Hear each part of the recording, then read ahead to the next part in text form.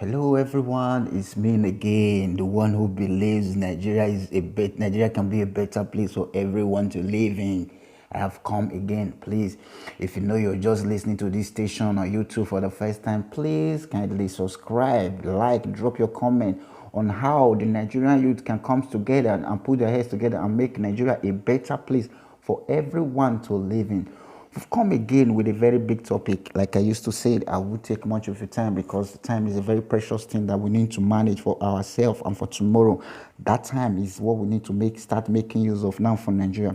What do we want to talk about this time is this Nigerian leaders and our future leaders, the politicians of Nigerians today. And before we go into this topic properly, I want to make you all understand that no matter how bad a man is, no matter how everybody is complaining about a man or a person, this person must still have friends, this person must still have followers, because there are some people who are not after good things. There are some set of people who are in for destruction, who are ready to destroy until the last minute because of what they are getting, the little amount of money or the little gift they are getting from this set of people. What am I saying? The president of Nigeria refused to shake a lady. To me, probably that lady has refused to support to some of the things they are doing or some of the things they attempt to do. That is the reason. To start with, I'll give you reason. When President came to Europe, Germany to be precise, then Angela Merkel was still the Prime Minister of Germany. The President of Nigeria shook his hand with Angela Merkel and even have a cheek kiss of her. What am I saying?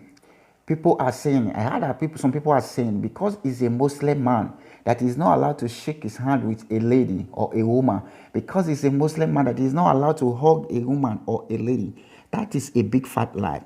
Like what I used to say, like how you see some of these things, it gave the Western world people reasons not to respect us, reasons to disrespect us. What have I come to say this very moment?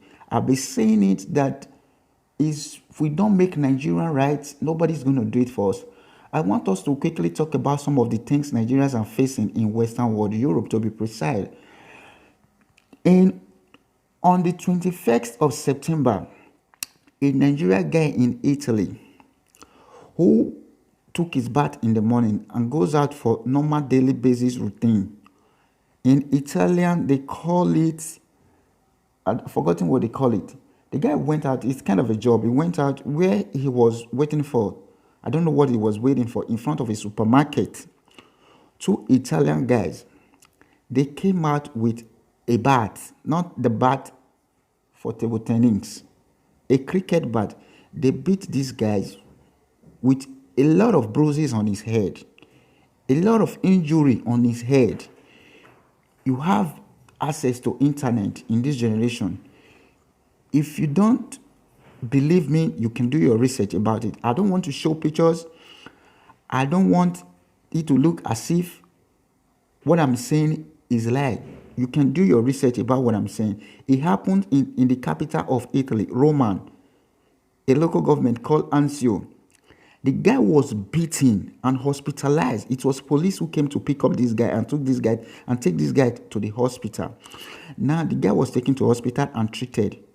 As you know, here is a bit different from Africa, Nigeria to be precise. The matter was taken to court. The Nigerian guy was controlled. There was no crime alleged against the guy. But when the guy got to court, the painful thing is that the judge said he does not believe it's a racist problem. He does not believe he was stopped and beaten over nothing. And my pain is the same things you're suffering in Nigeria is the same thing some of us are suffering in Europe. So the first thing we need to do, we need to start this fight from house. As I speak to you now, Nigeria has an ambassador in this same country that is called Italy. The same city, I think the ambassador is living in, the capital city, Rome. It's the same city where this thing happened. The boy was beaten and taken to court. The judge discharged the boy for nothing. He said he does not believe that the case was a racist case. Ask me, what did Nigeria embassy do about it? Nothing. They folded their hand and sat down. Because it's the same corruption in Nigeria that we are facing in Europe. In the time past, for the past a year now, let me say for the past 1 year now, Germans has been deporting, Austria has been deporting Nigerians. Yes, some attitudes of Nigerians are disgusting. Yes, some Nigerians. That is how it is everywhere. Some Europeans, when they sit close to you, you will be looking for a place to enter. They just sit close to you. They start covering their nose when you know that you are okay. You will not smell it. Just being black, they don't want to sit close to you. They just hate you for no reason. I call it hatred. But the white people, they have a way of giving names to things. They call it racism. To me, I call it modern. But that is not what we want to talk about. What we want to talk about is our country, Nigeria. Whatever you think you're facing in Nigeria, your brothers, your loved one in Western world are facing similar thing from the head. Now, German, there is ambassador of representing Nigeria in Germany. There is ambassador representing Nigeria in Austria. There is ambassador representing representing Nigerians in Italy, staying in Rome. For the past few months, this country, Germany, Italy, Austria, has been deporting Nigerians for no reason. No reason. Although know that some Nigerians do something, they don't bother to know the implications of what they're doing. They don't want to know. They don't even take their time to find out what they're doing is going to get them into. There's somebody I listened to in Nigeria that he did not do anything. They just chased the guy. And they took the guy to Nigerian embassy. And the embassy, the ambassadors of Nigeria in Germany, they signed for that guy to be deported. There was a story in Italy. A guy brought in his son from Libya and sent the wife back to Nigeria because they found out the wife was not with the guy. They were giving the guy problem. The guy slept one day and did not wake up. Nigeria embassy did not say a word to this thing. That is a woman in Fereze who God is going to bless that took up that fight herself and took up some Nigerians to the street and protest over this case. The syndicate of Fereze and the lawyers and the judge of Fereze was happily when these people came out to protest. The wife of this man was later sent a visa to come to Europe to take care of the son. Why did they do that?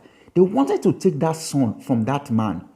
And this is a son, this is a child this man has labored for so long. This is a child, the guy has suffered from Libya to this country without murder. Then somebody just want to come and take this child and just for no reason. As I speak to you, thank God for the good Nigerians who came out there in Fereze to protest, to speak out for this young man that lost his life during this process. That was the reason why they had to send a visa to the wife of this man. It was when the Nigerian embassy saw the hit in Fereze, in Toscana, to be precisely. That was when they sent for the woman to talk about it. What am I saying? The boy that was beaten in Rome by 2 Italians, if it is 2 Nigerian boys that did that, they will charge them for attempted murder. And if it's Nigeria that did that period, all Nigerians are in trouble by the Italian police. All Nigerians, if you have no document that period, you won't come out. If you have no document that period, you know how you make your movement. But these things happen. Nobody saying anything. Nobody is doing anything. Because even if we do anything, nobody is going to change any offices in this embassy. They're not going to ask of anything in this embassy. Now, let me not digress much. Why I came up with this issue is that sometimes ago, during Buhari giving Nigerians or how he spent Nigerians' money, I overheard him saying how much they paid for the Western world to take care of the Nigeria seeking asylum, how much they paid for how much they paid to maintain Nigeria embassies all over the Europe. My dearly beloved Nigerian youth, this is the same embassy we go to. They charge us for every big thing we do. They said they maintain the offices. They pay for their rent. They said all kinds of manner of things. There is nothing they give to us in this embassy that is free. So this morning Buhari was mentioning that they're taking care of the Nigeria seeking asylum. It's the same Nigeria that are seek asylum in other countries. These are the same Nigerians that are deporting right now. Nigerians, let us wake up. Let us wake up. All this money, they are just using it for their own personal thing. They are using it to build company in foreign land. My pain is that, and what made the thing so painful is that they are so stupid that if they invest this money in Nigeria, it will create a lot of job for Nigerians. It will create a lot of life opportunity time for Nigerians. But they take out this money, they take it to European countries, they take it to Western world, other developed country. They don't do anything about Nigerians, and we are folding our hand, not doing anything. Please, Nigerian youth, the time has really come for us to do something about these generational politicians of Nigeria who don't want to give up, who don't want to rule and let others rule, who don't want to rule and let the others rule, who ruled once and when they are going, they want to impose another person on Nigeria. Please, Nigerian youth, let us stand up. All universities, all polytechnics, college of education, secondary school, thank you for listening to this video once again.